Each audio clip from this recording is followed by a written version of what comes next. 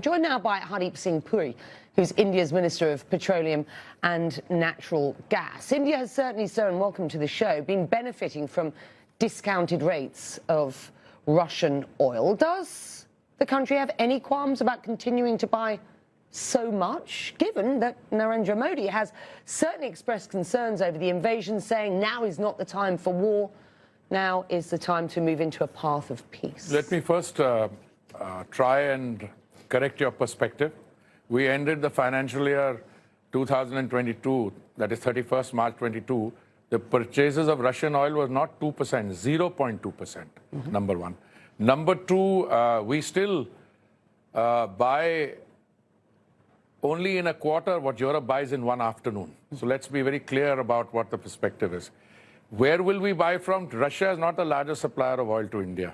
Russia supplied only 0.2%. Now it's one of the top 4 or 5 suppliers. And in fact, the largest supplier last month was Iraq.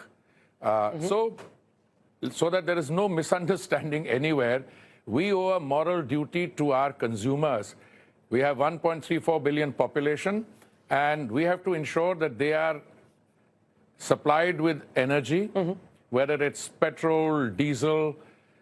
We were the only country in the world which, at the time when we were feeding 800 million people 3 meals a day, which we are still doing, the government reduced its revenue in order to make sure that prices at the petrol bunk didn't go up. So we have 60 million people going to the petrol bunk. There is no moral conflict with buying Russian oil? Oh, absolutely none. Absolutely none. There is no moral conflict. I mean, somebody wants to take an ideological position. Well, but we don't buy from X or Y. We buy whatever is available, and I don't do the buying. It's the oil companies who do the buying. Let's be quite clear about this.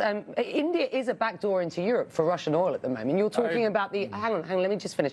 You're talking about the oil that comes in and is used for... And you say there's no moral issue with this in providing energy for 1.4 billion people. But let's be quite clear. Russian oil is imported, it is refined, and then it is exported to Europe, sir. That was done by some private sector companies, not by the OMCs. Who buys Russian oil, where it is refined? You're not denying that's happening. No, there's no question. We have nothing to do with that. First of all, the government doesn't do the buying. Let me be very clear. Oil trade is conducted by economic entities. All right. Today I met the minister from Guyana. They've got a production come. We'll buy from there. We're buying from Canada. Do you know something? I bought last year from the United States $20 billion worth, which is almost half of what I buy from OPEC.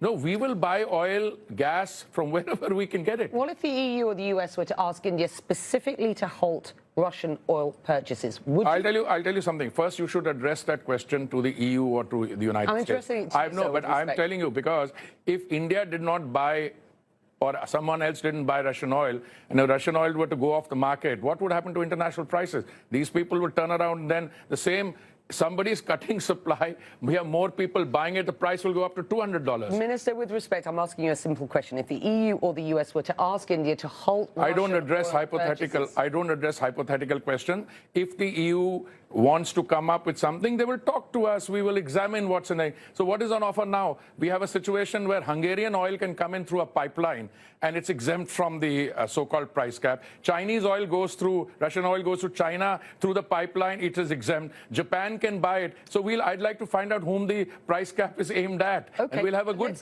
robust discussion on that. Because does India have a backup plan should the West tighten sanctions on Russia? First of all, we have many backup plans, first of all, and I don't look at the way you are looking at it. We have had healthy discussions going on with the West, the United States, and the Europeans. I think this is something you're creating in a TV studio. No, that's not fair. That's not fair. Well, you know the narrative is out there. I am just crossing. I have just come back from the United States. Do you know what happened in my bilateral discussions with me? No, I don't have to. It's privileged conversation. But I don't feel, and I've said on record, not only now to you, Andy, but to you earlier and to we don't feel any pressure. Modi's government doesn't feel the pressure. We are the 5th largest economy in the world. We are the one country where we are making the transition. transition, when you have increases in oil prices, they have consequences. One of the consequences is there'll be inflation and recession. But one of the consequences is we'll make the transition to green energy just that much faster. And I want to talk about that, but before I do, let me just press you a little further. Will India cooperate with G7 attempts to cap the price of Russian seaborne oil exports? I'm surprised that you're fixated on a proposal which has not been fully spelled out, number one. Number two, India will examine it.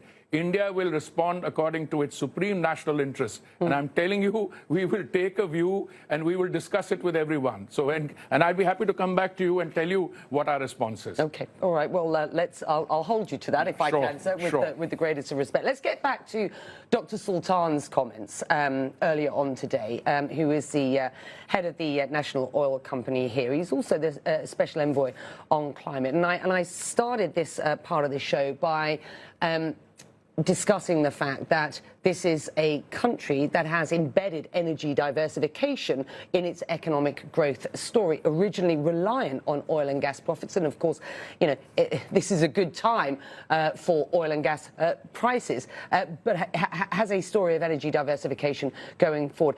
Let's just have a listen to what else Dr. Sultan had to say today at the meeting that you're at. The world needs all the solutions it can get. It is not oil or gas or solar or wind or nuclear or hydrogen. It is oil and gas and solar and wind and nuclear and hydrogen. It is all of the above.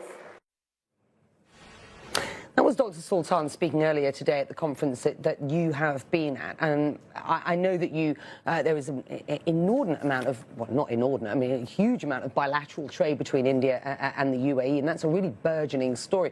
Do you agree with what Dr. Sultan said there? And what do you see from your perspective as the opportunity for energy diversification, the use of solar, wind, renewables going forward? What's your position? I think perhaps some people are not aware of the fact. What he said is what we are practicing.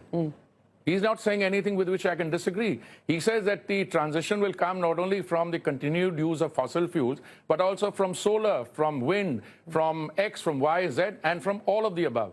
Now, let me tell you what we've done. We are the one country in the world which has demonstrated that we can bring the cost of solar down. We brought it from 25 cents down to 3 cents. Now, if you have to make green hydrogen, what do you need? You need cheap power and you need electrolyzers. We are getting both. We are one of the most ambitious and comprehensive green hydrogen plants in the world. Biofuels, we have gone from 1.4% blending in 2014, Andy, to 10% now. We had a target of 20% biofuel blending by 2030. We brought it out to 24, 25. If you look at compressed biogas, we have 42 plants producing compressed biogas. Our target is 5,000 plants, making ethanol from agricultural waste. So India is doing precisely what Minister Sultan is recommending. So we have no difficulty on that. What we have a concern on is that if you want to make the transition from the current position to green energy, you have to survive the present. And that is where I think the high oil prices have unintended consequences, some good, some bad. The bad ones are that you will find that the situation, which is already inflationary because of the stimulus packages which went in pair, will become more inflationary and recessionary. And the good ones are that we will be, you know, mother is a necessity of necessity is the mother of invention. You're English speaking. So we will go into green energy faster, which we are doing. And we've just released 1 million square kilometers out of the 3.5 for exploration production. We've got all the major guys coming in.